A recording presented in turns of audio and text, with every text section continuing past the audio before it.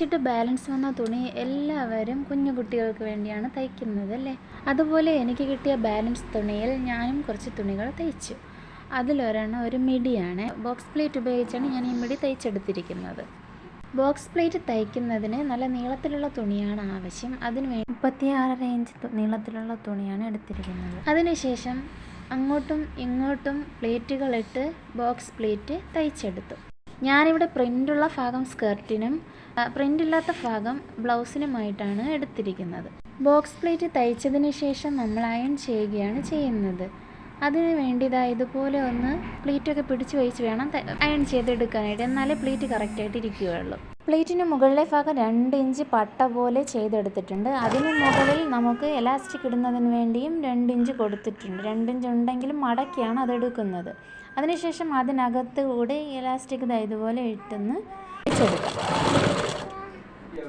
Skirt റെഡിയായി. ഇനി നമുക്ക് ബ്ലൗസാണ് ചെയ്തെടുക്കേണ്ടത്. അതിനു വേണ്ടി ഞാൻ 2 പീസ് ഫോൾഡ് ചെയ്ത് ഇതുപോലെ വെച്ചിട്ടുണ്ട്. അതിനുശേഷം നമുക്ക് ബേസിക്കായിട്ടൊന്ന് വരച്ചതിന് ശേഷം നമുക്ക് ആവശ്യമുള്ള അളവ് എന്ന് പറഞ്ഞാൽ മോഡൽ അനുസരിച്ച് നമുക്ക് വെട്ടി മാറ്റാവുന്നതാണല്ലോ.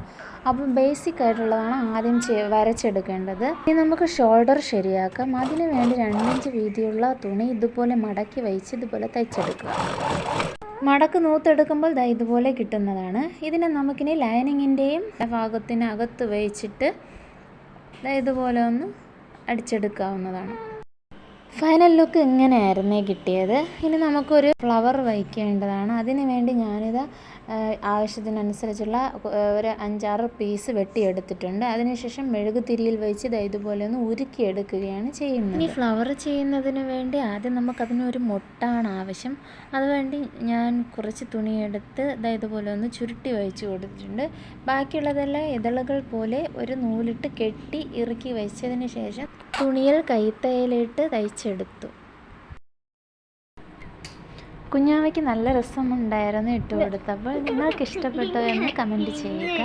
ലൈക്ക് ചെയ്യാനും സബ്സ്ക്രൈബ് ചെയ്യാനും മറക്കല്ലേ. Thanks for watching.